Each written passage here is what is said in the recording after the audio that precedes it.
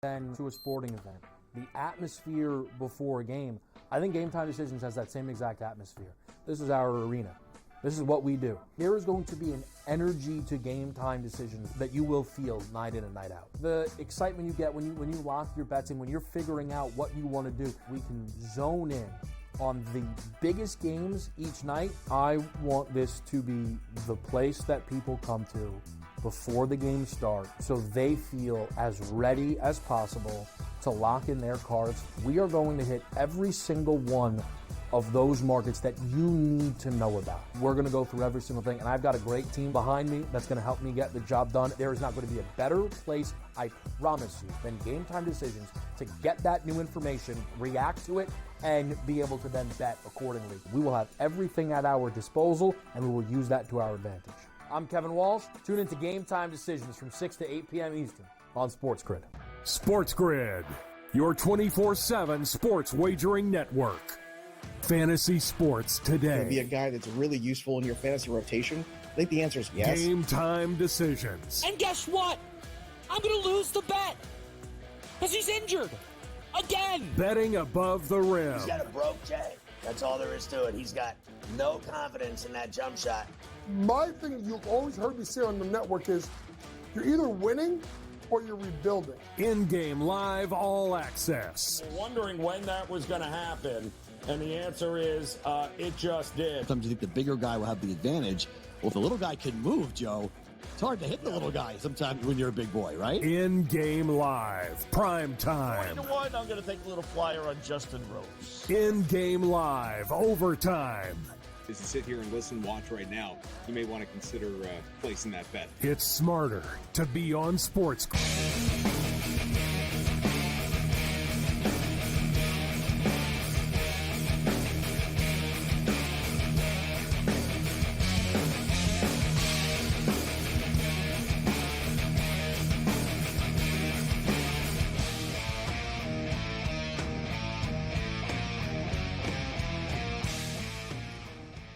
Let's roll. This is SportsRage. I am Gabriel Morency, the pimps, the players, the hustlers, the people that bust them, and everybody else in between. Have the final started yet or what? Let's do this thing. It's the final night, all right? It's the final countdown, Europe style. The final countdown. As tomorrow night, we got the NBA Finals. Friday night, CFL football. Saturday night, Stanley Cup Finals. Sunday night, NBA Finals. Monday night, Stanley Cup Finals. You get where I'm going. With this, we get back on the horse, literally and figuratively, actually, as we also have the Belmont Stakes. And speaking of which, Caitlin Free's going to join us tomorrow night to help us break it down. Pretty cool. The Belmont Stakes is not at Belmont. First time since 1967 that the Belmont Stakes not at Belmont. They had it at Aqueduct before the last time they renovated Belmont. And as anybody knows in New York, renovations take a long time. So I'm expecting the Belmont Stakes will probably be at Saratoga for the next 3 years or something. But all kidding aside, it's at Saratoga this year, which is pretty awesome. Great, spectacular track. But we'll get to that later in the week. We got Major League Baseball going on tonight. There's some international soccer. It's the calm before the storm. The Copa is set to begin. But Mexico and Uruguay are playing. I've already lost. Uruguay are messing Mexico up. Mexico are terrible at soccer now. They just are. It's unbelievable how bad they become. The U.S., Canada, it used to be Mexico in the CONCACAF and everybody else. Now, look, they're getting rolled right now. Although, this could be a precursor to the Copa that's coming up. Remember, the CONCACAF teams, I've never been in the Copa before. This is step up in class, all right? Big time step up in class. Canada is used to playing Panama, man. Canada plays Panama, El Salvador, Jamaica. You know what I'm saying? Canada, the CONCACAF region isn't the Copa America quality. And we're seeing this, and I'm thinking, when I see this, actually, I'm thinking, oh, my God. What the hell is going to happen to Canada when they play Argentina? Mexico's getting messed up, man, by Uruguay. This is like a exhibition game. They call it a friendly. But the tournament's set to begin soon, so it's the real deal. And Uruguay aren't playing around. Uruguay are really good. Uruguay, you got Argentina, you got Brazil, and then there's always Uruguay on this thing. But the thing with Uruguay is normally they play really defensive. You can't score on them. I bet the under 2.5. It's already 3-0, man, at the half right now. Frustrating. So I better win some baseball. It's deja vu all over again.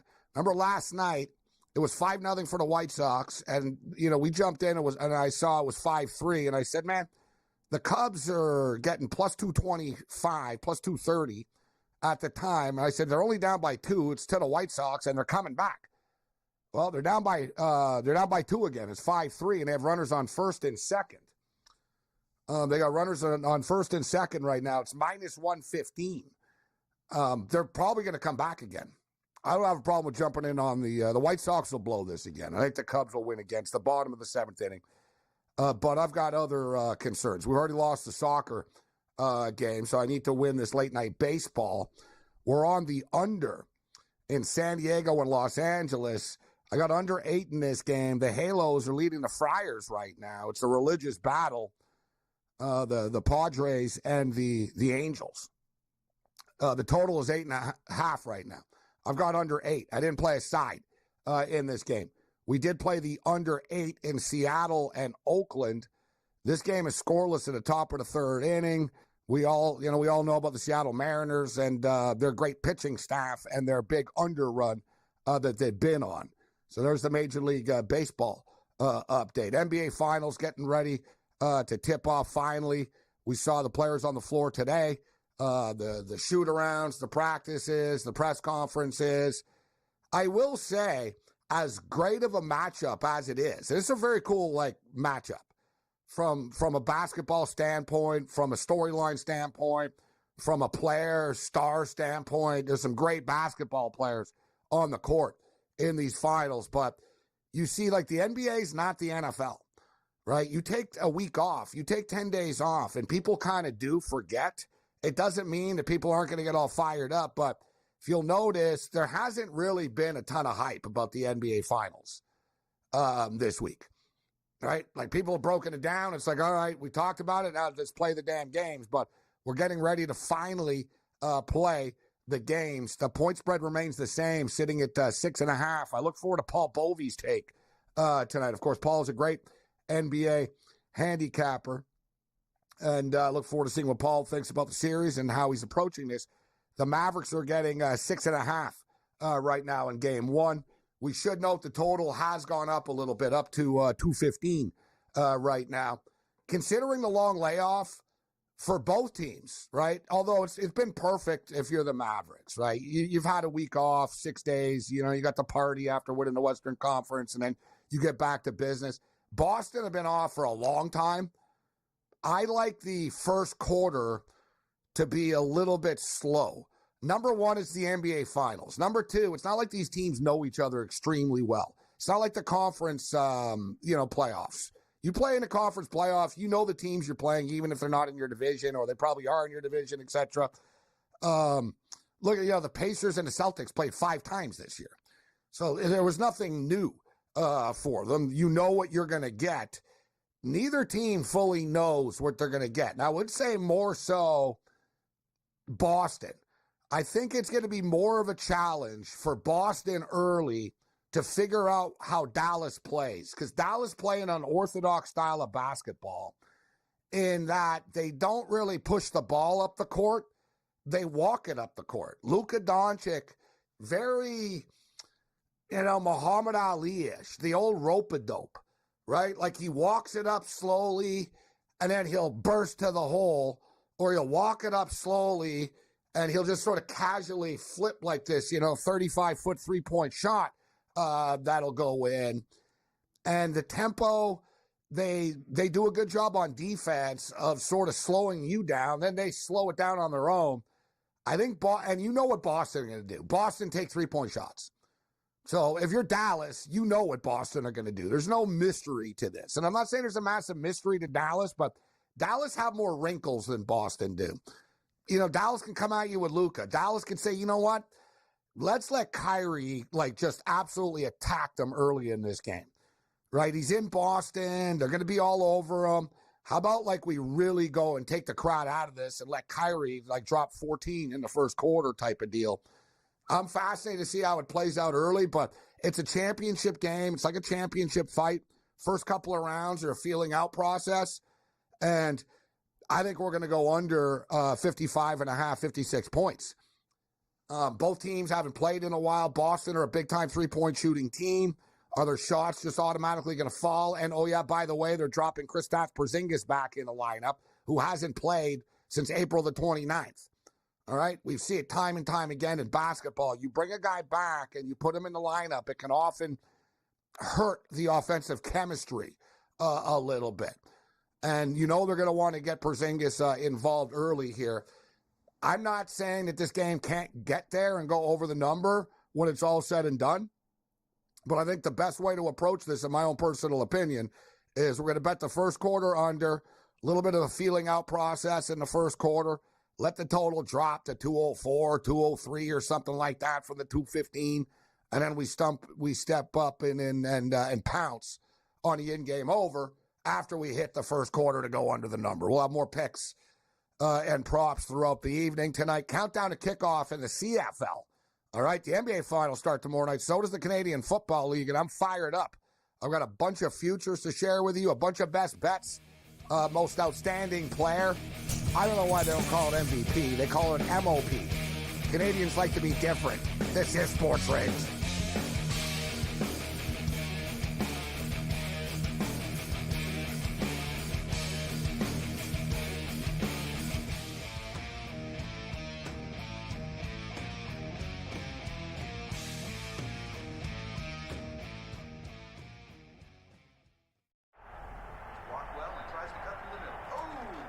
Your gut says Miami is going to win, and you should take the over. Your gut also said your NFT selfies would only go up in value. They didn't. But your head is on SportsGrid and knows the QB is in concussion protocol. The backup has a 45 QBR against the zone coverage. The New York D has the most sacks in the league. So yeah, trust your head. It's smarter to be on SportsGrid. There is going to be an energy to game time decisions that you will feel night in and night out. We're going to go through every single thing, and I've got a great team behind me that's going to help me get the job done. I want this to be the place that people come to. We are going to hit every single one of those markets that you need to know about. There is not going to be a better place, I promise you, than Game Time Decisions. We will have everything at our disposal, and we will use that to our advantage. I'm Kevin Walsh. Tune into Game Time Decisions from 6 to 8 p.m. Eastern on SportsGrid.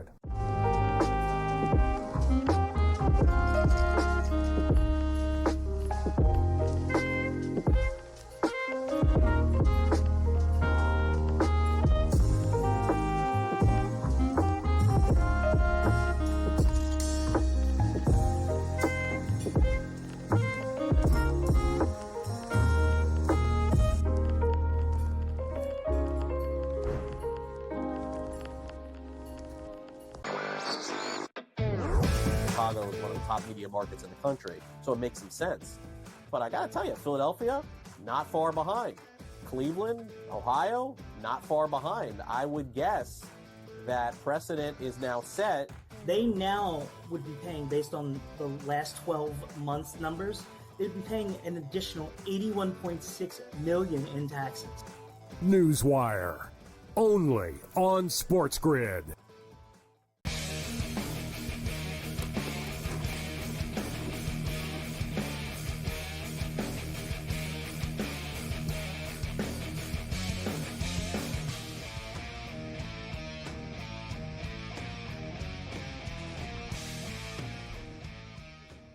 This is SportsRage. I am Gabriel Morency, the Pips and Players, the Hustlers, the people that bust them, and everybody else in between.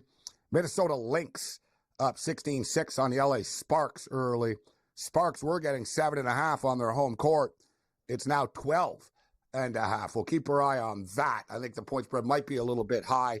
Minnesota off to a quick start here. Shout out to Cameron Brink of the LA Sparks. Congratulations to her. She was named to the USA 3-on-3 Olympic basketball team. And I'm looking forward to seeing how that plays out. Canada are really, really, really good. Canada, a 3-on-3 women's team. they don't have any WNBA players. Like Canada does it different. They've got like two sisters that, like, it's almost like doubles when you get into like doubles tennis, like those two brothers that won all the time. It's like, yeah, individually we're not really good, but we're brothers. We played together forever, and we're going to win like 12 doubles championships. So Canada have these two sisters. They won the world championship like 2 years in a row. If you look at the future odds for the Olympics, the USA are plus 175 to win the gold medal, and Canada are right there at like plus 200. It's like it's a toss-up, but we'll get to that a little bit later on. But shout out to Cameron Brink and Haley Van Lith for getting named to the USA team today. Let's bring in Brady Cannon, Cam Stewart. We've got the memorial to break down. Brady, good to see you. How you doing, Brady?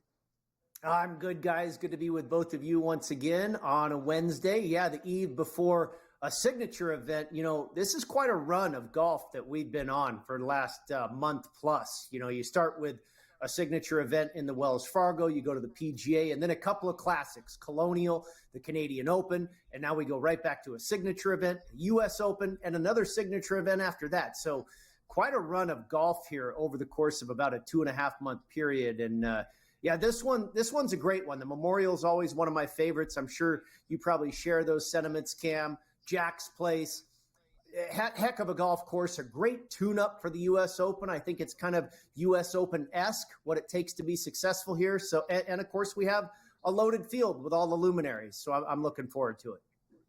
One thing I do like, you are right about, I'll give golf credit, and Monahan gets called out for a lot of things by everybody, including the players. But the schedule has been good.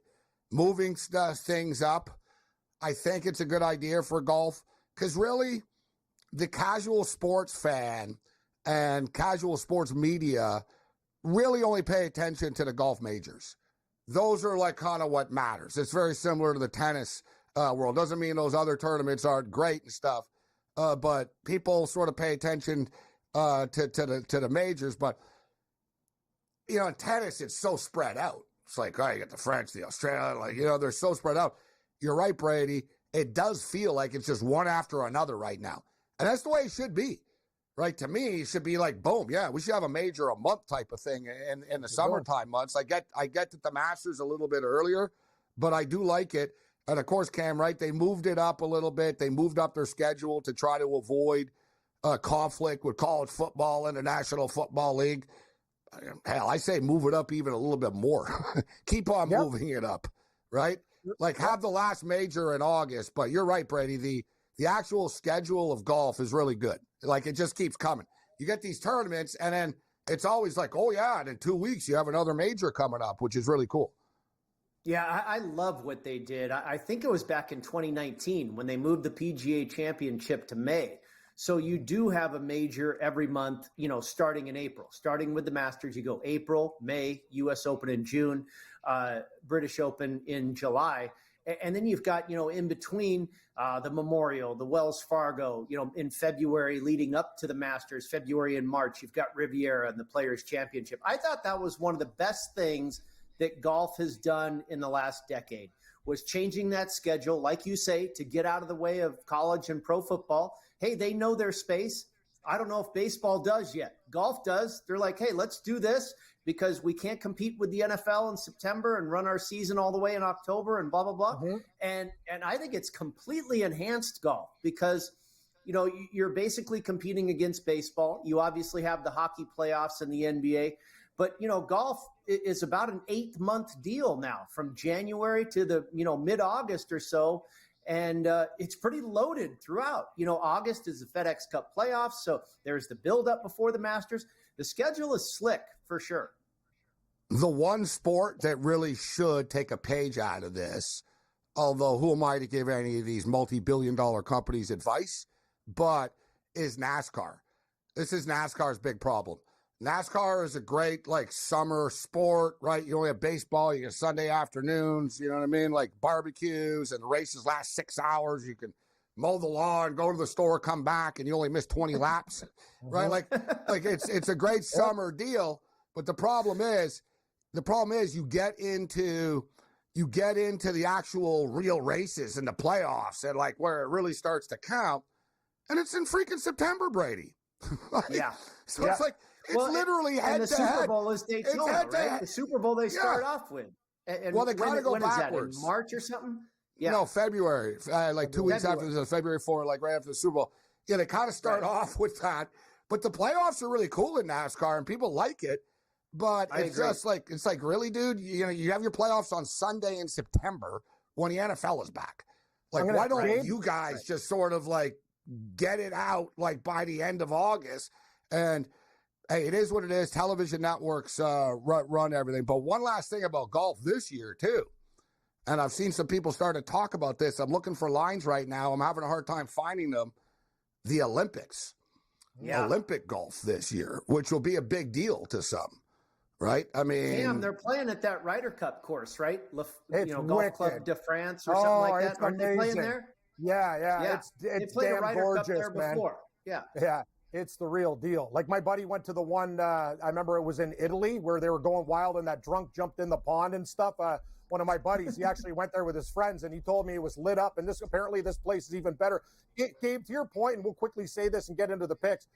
If I'm in charge, me, you, and Brady, you start these tournaments, you end them on Monday, you get a finish at 6, 7 o'clock, rolling into Monday Night Football. They've actually been better getting into the football, Brady. A couple tournaments they've done it. We need more like this. You want people to do that? Standalone event in the afternoon, bam, you got football on Monday. Let's rock. Good call. Yeah, but nobody will go live. Yeah. All right. That's all right. They'll watch it on TV.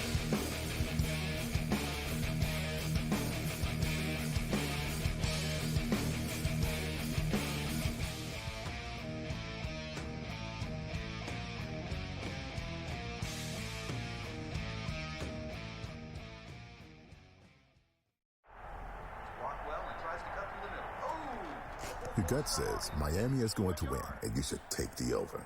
Your gut also said your NFT selfies would only go up in value. They didn't. But your head is on SportsGrid and knows the QB is in concussion protocol. The backup has a 45 QBR against the zone coverage. The New York D has the most sacks in the league. So yeah, trust your head. It's smarter to be on SportsGrid. There is going to be an energy to game time decisions that you will feel night in and night out. We're going to go through every single thing, and I've got a great team behind me that's going to help me get the job done. I want this to be the place that people come to. We are going to hit every single one of those markets that you need to know about. There is not going to be a better place, I promise you, than Game Time Decisions. We will have everything at our disposal, and we will use that to our advantage. I'm Kevin Walsh. Tune into Game Time Decisions from 6 to 8 p.m. Eastern on SportsGrid.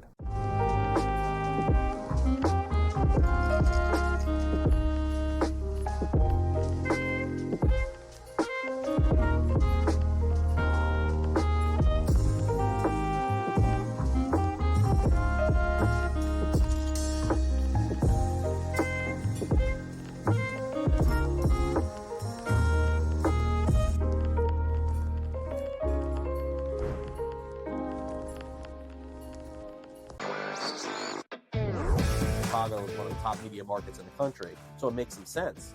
But I gotta tell you, Philadelphia, not far behind. Cleveland, Ohio, not far behind. I would guess that precedent is now set. They now would be paying, based on the last 12 months numbers, they'd be paying an additional $81.6 million in taxes. Newswire, only on SportsGrid.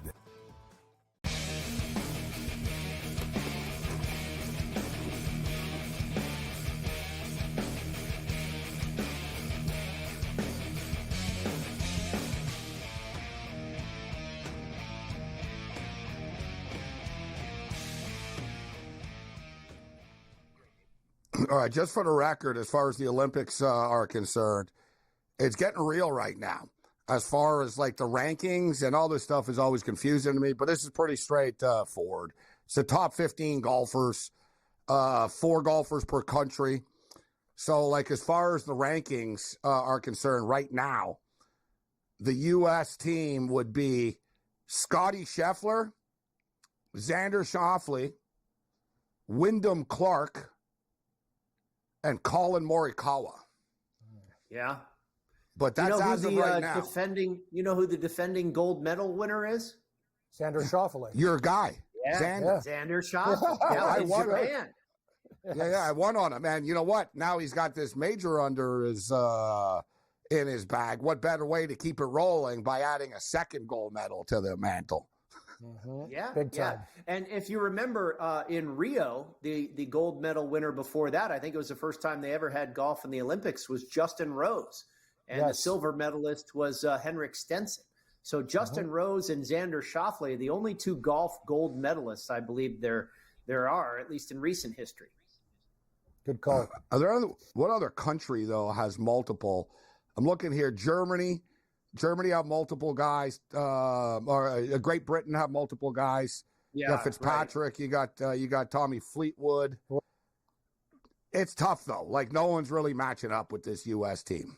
This isn't like the Ryder Cup where you're mixing countries. So how about Australia? Good call, Cam Australia. Smith, Adam Scott, Cam Davis, Minwoo Lee. Jason Day is the top rated. Jason Day. Yeah, you're right. You got Jason Day, Minwoo Lee. I got to keep scrolling here.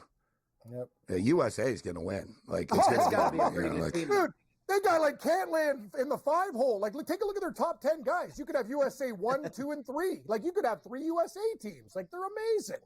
It's crazy. They're wicked.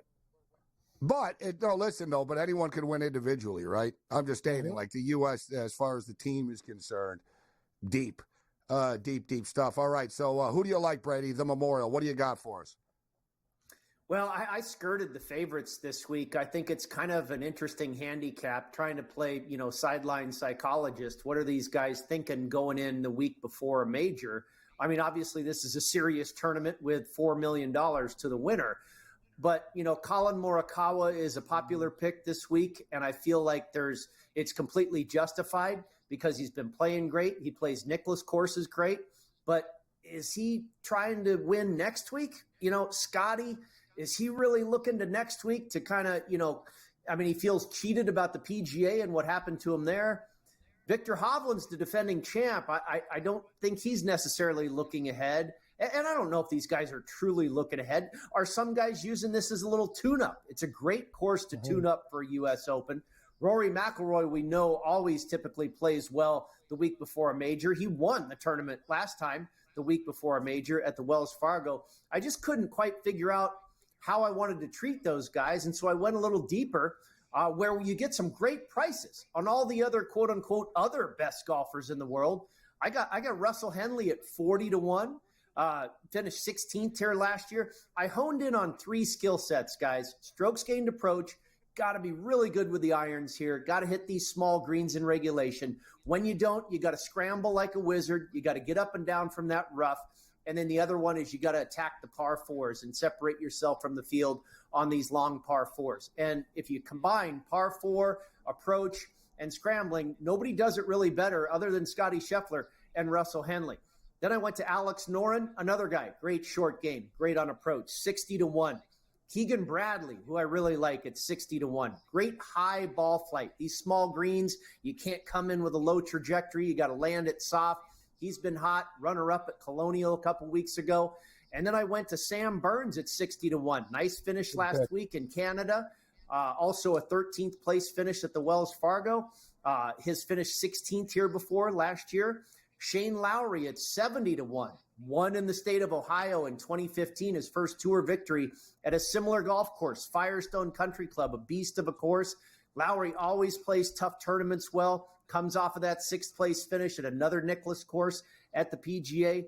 And then a couple of long bombs, Tom Hoagie at 92-1, great ball striker, and another great ball striker, Kurt Kitayama, who also has a high ball flight at 125-1. So, nothing really too short, but 40s, 60s, 90s, and 125, really. I'm looking for a bomb this week.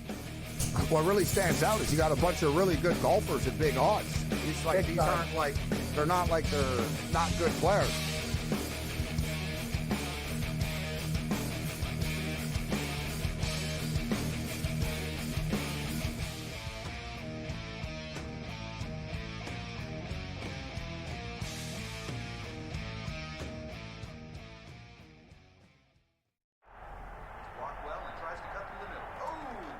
Your gut says Miami is going to win, and you should take the over. Your gut also said your NFT selfies would only go up in value. They didn't. But your head is on SportsGrid and knows the QB is in concussion protocol.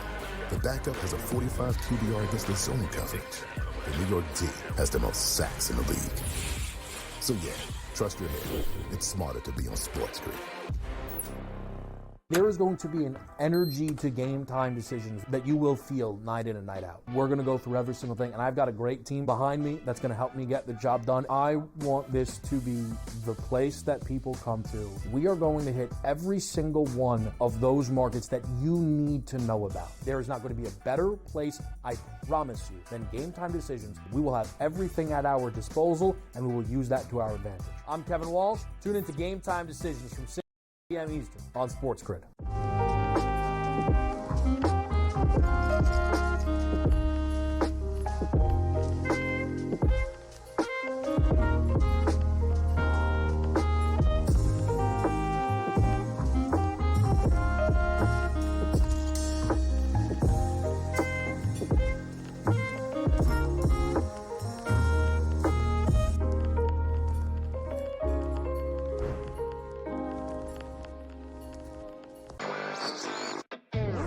Chicago is one of the top media markets in the country, so it makes some sense. But I gotta tell you, Philadelphia, not far behind. Cleveland, Ohio, not far behind. I would guess that precedent is now set. They now would be paying, based on the last 12 months numbers, they'd be paying an additional $81.6 million in taxes. Newswire, only on SportsGrid.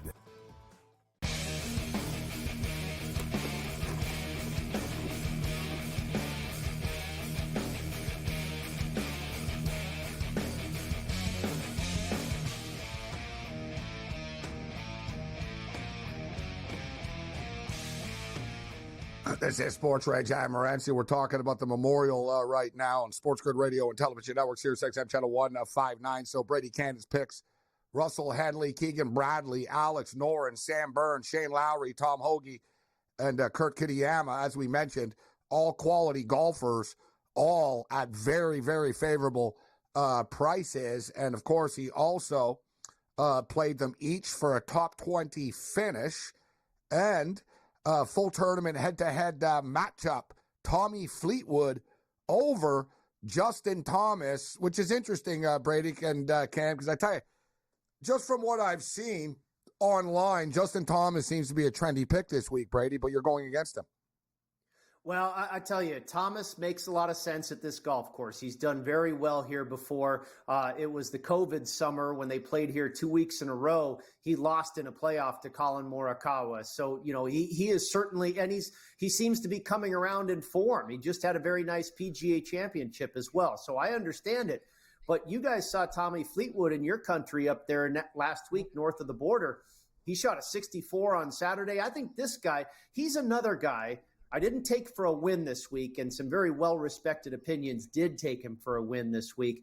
I think he could win next week. I think he might conquer it all in one, get his first PGA Tour, and major in the same week, win the U.S. Open. I think he's a contender at Pinehurst. I still think he's going to do well this week. I don't know if he's going to go all the way to the top. But, yeah, at even money as a pretty decent-sized dog to Justin Thomas, I mean, you might make Tommy the favorite in that matchup, right? I mean, at worst, it's a pick 'em. So at even money, yeah, I'll take Tommy over Justin Thomas.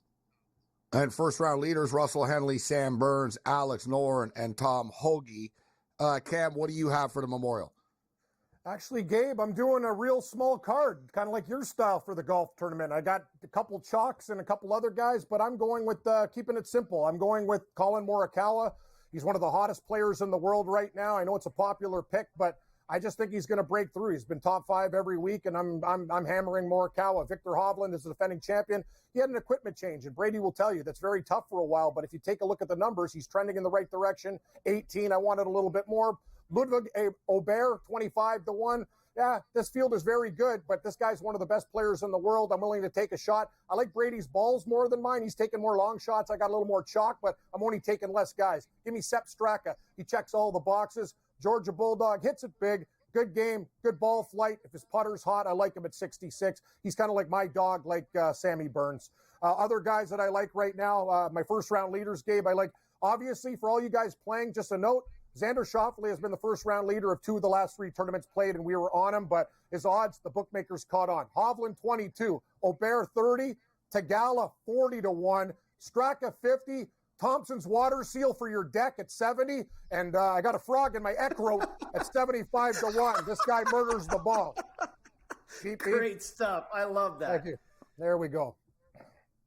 Hey, I took 4 guys that I noticed you have some outrights on some same guys that you did for first round leader. This is a tournament like the Masters where it's hard to catch up. You got to get out to a fast start. So I figure if I like these guys to win, that probably means they're going to get off to a decent start. When I look at first round leader, I want guys that make a lot of birdies, don't make a lot of bogeys. They're very good on strokes gained approach. They can get a hot putter, and they have a good first round scoring average. And those 4 guys that I took there all check those boxes. So we'll see if it works. I don't often play first round leader, but hey, big boy event. Let's have some fun. Here's an odds boost that I see here, Brady. What do you think of this? Top 20 finish, Colin Morikawa, Ludwig, Berg, and Victor Hovland, all top 20, plus 324. So it's boosted up from plus 280 to plus 324. But what do you think, Brady, those 3 players? Is there one guy that worries you about a top 20 more than someone? Who's the parlay buster here, so to speak? Yeah, that's a tough call. And I know obviously Cam likes all 3 of those guys. And top 20 is not nearly as difficult this week because there's only 73 players in the field. So, and ties win too with this. So that's another thing too. Ties included. Very important. My biggest red flag there is I hate when the book's trying to sell me something. It's like, are they selling me a real, surefire winner? I doubt it. So that's that gives me pause. But yeah, I mean, those guys all make sense. I would say Aubert, because he hasn't played as much recently, but he's one of those guys. But when he doesn't play, Brady and Gabe, he still steps on and does really, really well. He's just a confident world-class player, but he's not playing as much as the other guys. The other guys are putting in more work. Like Morikawa plays every week. So that guy would probably be my biggest worry. I know he's a big liability for the books. I hate to be too popular with the guy. I know there's sharp people on him as well, including you, Cam. I think the general public is all over him as well. And like you say, he's been playing all the time. Maybe this is the week he slips a little bit because, again, maybe he is a little bit more looking towards Pinehurst and grabbing a U.S. Open to add to his collection. I don't know. Just speculation. Brady, when I did, I was doing the show in New Jersey, and odds boosts were new, right? They didn't have odds boosts before, right? So it was the newer books that came in, and I don't want to get anyone in trouble, but so it's funny. So I walk in, and they're like, Aaron Judge odds boost, and this guy odds boost. There's always home runs and stuff. And I looked up. I said, man, seems to me like this is. I said, odds boosts are like putting like unsold merchandise in the window on sale and pretending it's some sort of great deal. And I said, and I joked at the time with him. I said, how many times do these boosts win? He goes, oh, never. He goes, oh, never. Right? He started laughing. He goes, oh, never. And he goes, well, rarely. He goes, rarely. Right. And he started laughing at my analogy about putting a bunch of unsold TVs in a window, and now they're cheaper. I love that. So, that's great. But I will say this real quickly. I saw one the other night that I almost jumped on. I'm like, no, I can't do it. To your point, the top 20 ones, because I'm keeping track of this stuff, Gabe, I always do fall for those top 10s because they're like 28-1 and whatever, and one guy will screw you. But on the top 20s, I find sometimes you can clip it, and the ties are very, very important in a short field. As Gabe mentioned, it's very important. Totally. That's a huge bonus right there. That's almost worth it just because of that. Correct. I stay away from these for the most part too. I don't mind them for golf because I'm more of a recreational golf guy. So I'm like, oh yeah, you know what I mean? I fall for it. Oh, these 3 guys should be top 20. Right. So, and I get in on it, but it is worthy of going through it. Like, sometimes, there'll be like 10 of them now, right? So it'll be like on the day, all right, NBA, whatever, NHL. And sometimes they'll catch you off guard, right? Where it'll be like, what? Connor McDavid and the Oilers to win plus 250? Okay. Right? Like, you know what I mean? There's certain, once in a while, but they max you out. And I can always tell, there's a certain book, I can always tell if it's a sucker odds play, they don't care how much you put on it. Yeah. If it's a good one, they max you out at $80. So and these people I'll aren't put Brady. immune to I'll try to either. put like 200, right? I'll be like, all right, 200, and it just pops up 80. I'm like, all right, I tried, guys. I tried. You know what I mean? Well, but now that's a winning parlay. So then I'll just go and play it again at a different price after at the same place, just out of spite. Yep. Well, and sometimes these people, they aren't immune to mistakes either. They might put up a bad line where you go, hey, you know what? This one is actually, has some value here. I'm going to try this one. And sometimes they want to make people feel happy and win, right? So they'll play them more. There you go. If you lose them all the time, you're not going to be coming back to the return on our slot machines. Merchandise. Exactly. Yeah, exactly. Like there's certain sometimes, right? And sometimes it'll be like, all right, we'll get you get them in, you get the you get them winning early. I've told people that. I played virtual soccer before online. I don't play that stuff. I don't do like online casino stuff and all that, but it is true. Bet big early. Hit them like on the first freaking hand for like a nickel or something, right? Like you attack them early. They want you to win. They don't, because everyone has a bad perception about online games. So the algorithm will throw you a couple of bones before they squeeze you. You need to discipline. You hit them and you quit after like 5 minutes. You jump out. Thanks, Brady.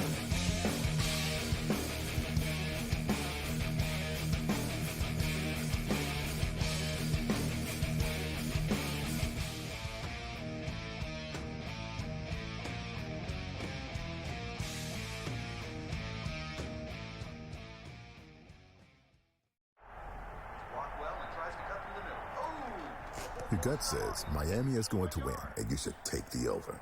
Your gut also said your NFT selfies would only go up in value. They didn't. But your head is on SportsGrid and knows the QB is in concussion protocol. The backup has a 45 QBR against the zone coverage. The New York D has the most sacks in the league. So yeah, trust your head. It's smarter to be on SportsGrid. There is going to be an energy to game time decisions that you will feel night in and night out. We're going to go through every single thing, and I've got a great team behind me that's going to help me get the job done. I want this to be the place that people come to. We are going to hit every single one of those markets that you need to know about. There is not going to be a better place, I promise you, than Game Time Decisions. We will have everything at our disposal, and we will use that to our advantage. I'm Kevin Walsh. Tune into Game Time Decisions from 6 to 8 p.m. Eastern on SportsGrid.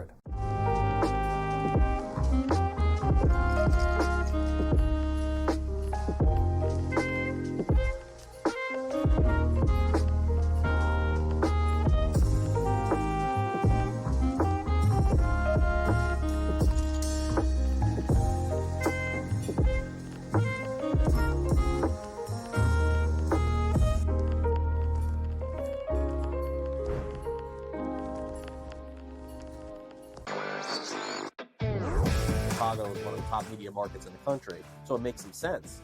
But I gotta tell you, Philadelphia, not far behind. Cleveland, Ohio, not far behind. I would guess that precedent is now set. They now would be paying, based on the last 12 months numbers, they'd be paying an additional $81.6 million in taxes. Newswire, only on SportsGrid.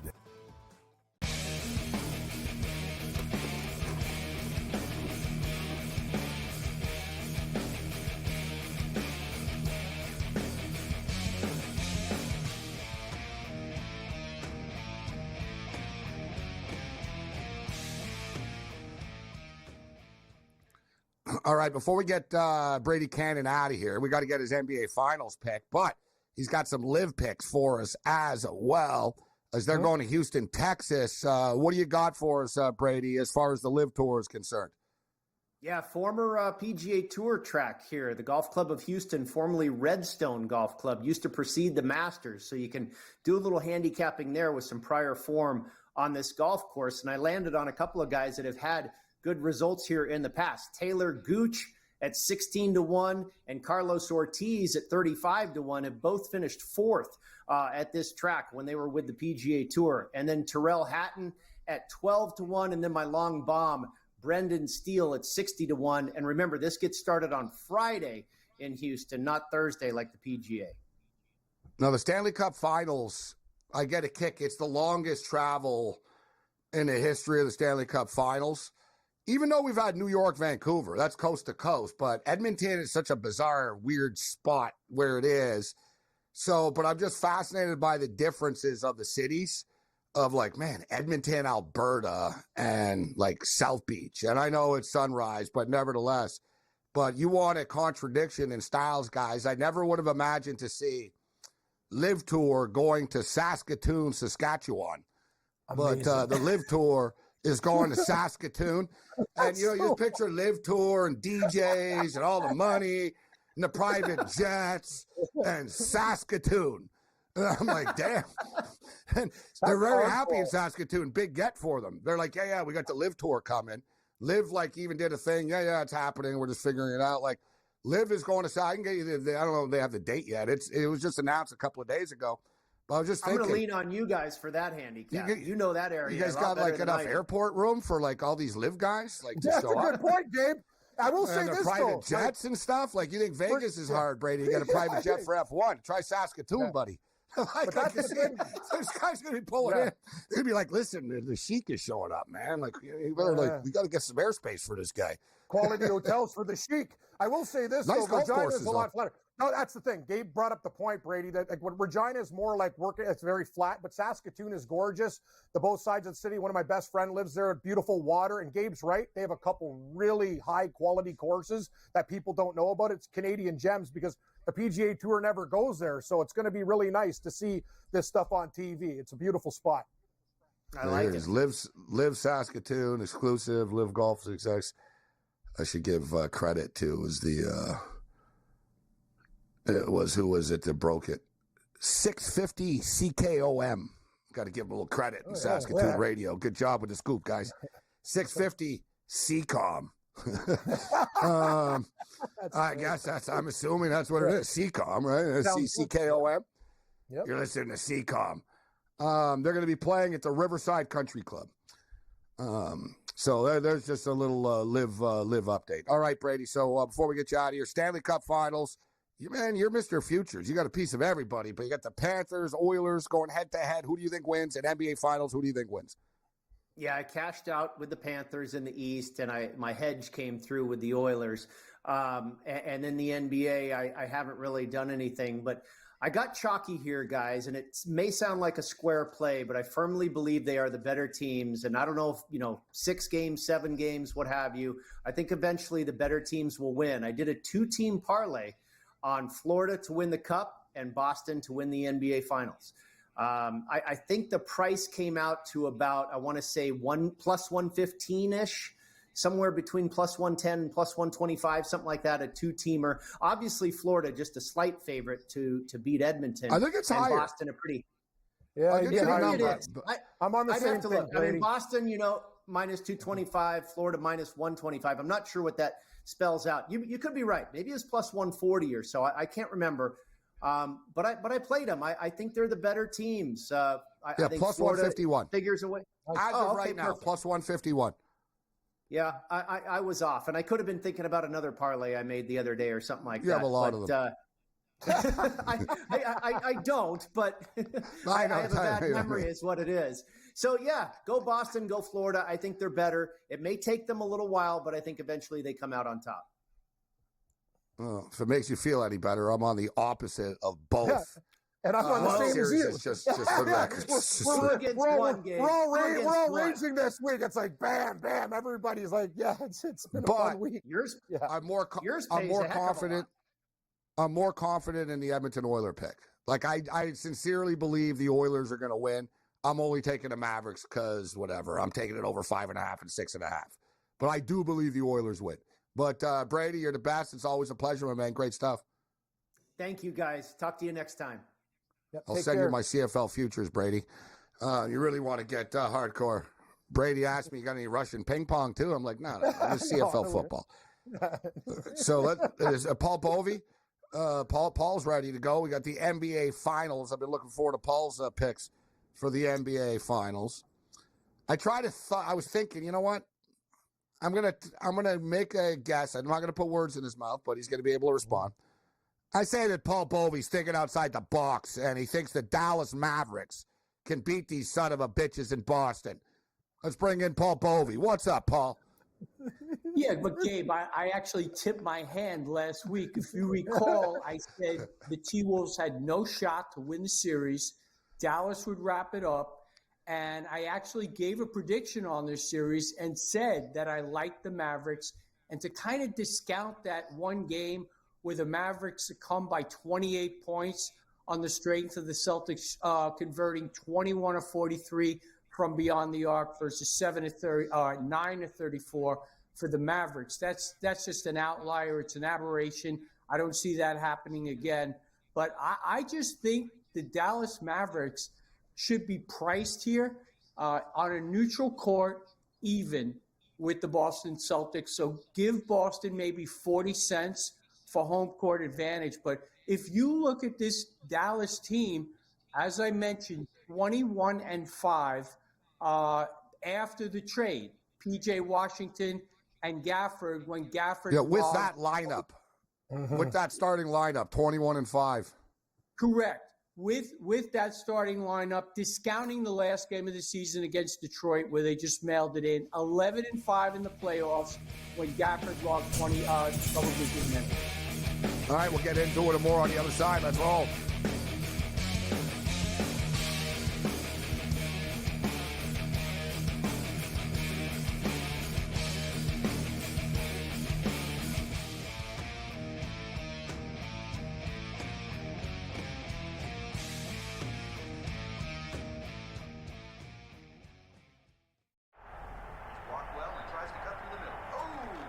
Your gut says Miami is going to win, and you should take the over. Your gut also said your NFT selfies would only go up in value. They didn't. But your head is on SportsGrid and knows the QB is in concussion protocol. The backup has a 45 QBR against the zone coverage. The New York D has the most sacks in the league. So yeah, trust your head. It's smarter to be on SportsGrid. There is going to be an energy to game time decisions that you will feel night in and night out. We're going to go through every single thing, and I've got a great team behind me that's going to help me get the job done. I want this to be the place that people come to. We are going to hit every single one of those markets that you need to know about. There is not going to be a better place, I promise you, than Game Time Decisions. We will have everything at our disposal, and we will use that to our advantage. I'm Kevin Walsh. Tune into Game Time Decisions from 6 to 8 p.m. Eastern on SportsGrid.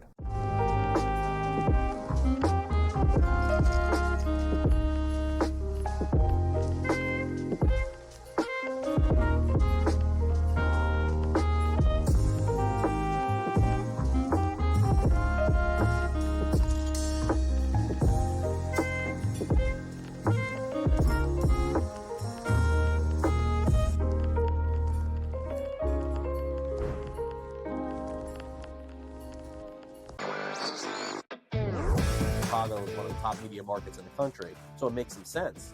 But I gotta tell you, Philadelphia, not far behind. Cleveland, Ohio, not far behind. I would guess that precedent is now set. They now would be paying, based on the last 12 months numbers, they'd be paying an additional $81.6 million in taxes. Newswire, only on SportsGrid.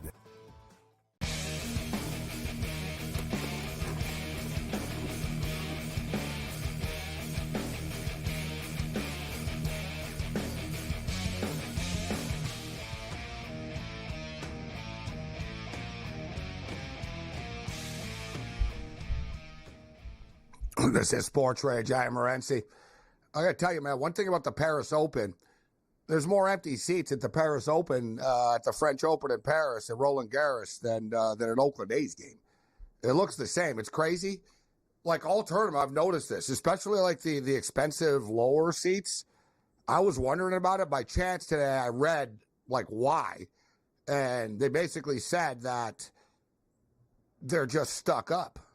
Like, what a shock that people in France are stuck up. But that essentially all the lower seats are given to like supermodels, rich people, celebrities, and they're just not. They're sitting in the lounges and stuff. This is the problem. I went to the Labor Cup, and this is what happens.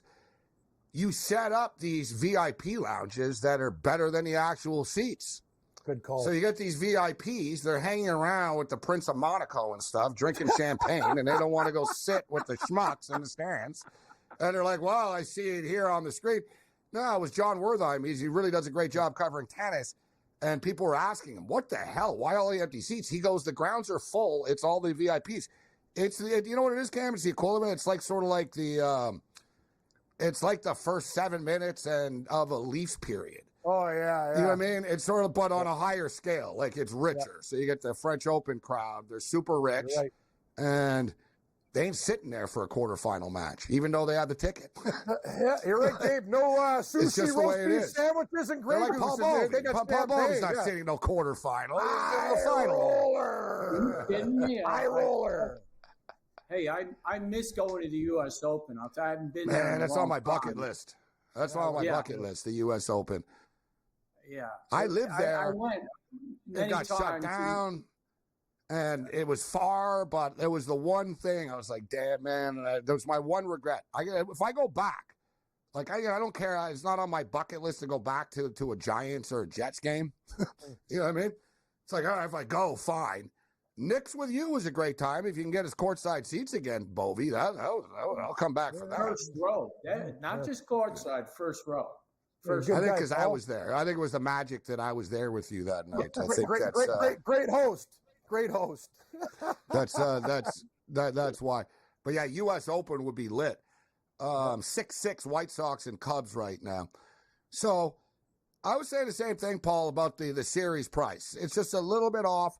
Boston are a really good team, but at the same point in time, let's look at them against the Pacers. All right, you swept the Pacers. The Pacers covered 3 of the 4 games. They were in like every basketball game. They were in the games late. Boston are so reliant on the 3-point shot as well. I wonder with them being off for as long as they have been, especially in the first quarter tomorrow. What do you think about game 1 itself? Because I think Dallas go in there and steal it tomorrow. They can, but let me bring out a couple other points on the series. First of all, and you made mention of Indiana and how close the games were and how they actually could have taken 3 of those games. But the Pacers converted 144 of 246 inside the arc. Now, that's a very high percentage. One of the games, 5 of 22 from beyond the arc, and that cost them in one of those contests. I just feel as though Boston has been very fortunate. The shoe could drop at any time against Cleveland. As we all know, Jared Allen out the whole series, Donovan Mitchell out the last 2. But the Cavs got into the paint against this team on multiple occasions. They won one game convincingly by 24 points. And in that game, the Celtics misfired from beyond the arc, converting only 8 of 35. And therein lies the danger when you have a team that lives and dies by the 3-point shot. But again, I'm going to mention that Dallas is a tale of 2 cities, a tale of 2 teams, a tale of 2 seasons, because prior to that trade, they were marginally better than a 500 team, maybe a couple games over, and all of a sudden, things turned around. They made a markedly better team, 80+% win percentage when Gafford plays double-digit minutes. And I think they're going to have a big advantage in the middle because I'm not sold on Kristaps Porzingis. He did not have a good series against Miami because Bam, by the way, was a +5 in the 3 games collectively that the Celtics prevailed by 30 points. When Bam went off the court, that's when they had the majority of their problems. They were outscored by 35 points, the Heat were, in the 20 minutes that he was off the court. So, more with Paul on the other side. This is SportsRage.